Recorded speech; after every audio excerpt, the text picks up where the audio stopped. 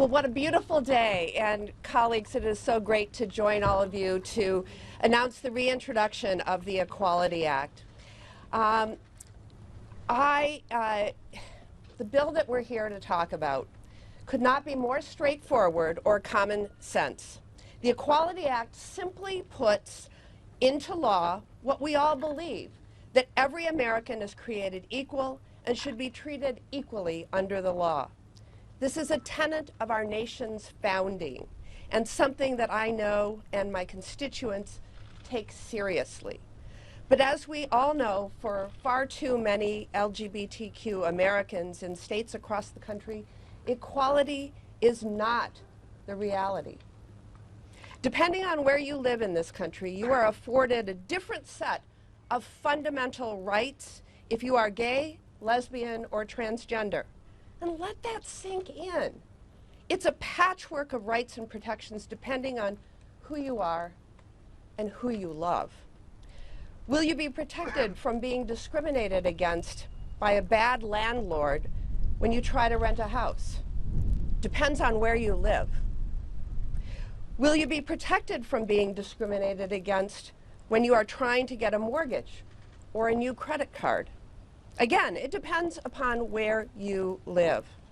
The list of these basic rights that some people have and some people don't goes on and on. This year alone, the ACLU is tracking over 570 bills in state legislatures across the country that aim to strip away rights from LGBTQ Americans, including 12 in my home state of Wisconsin. If these bills become law, it will further this patchwork of rights. If they don't, it will still make our friends, our families, and our neighbors feel less safe, less welcome in their own communities. But look, take it from me, the first elected openly gay senator in U.S. history. A more welcoming, more equal country is possible.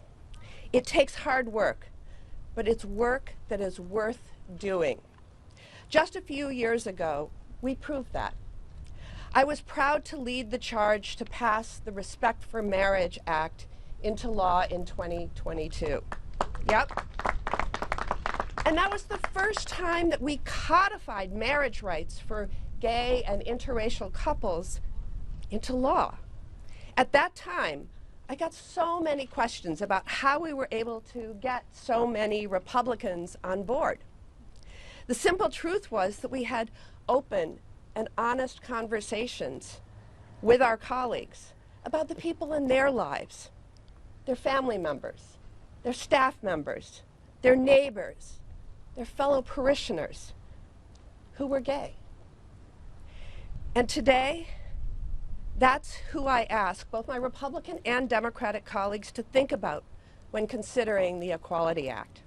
This is simply a matter of right and wrong. I, for one, believe that every American deserves to be treated and protected equally under the law.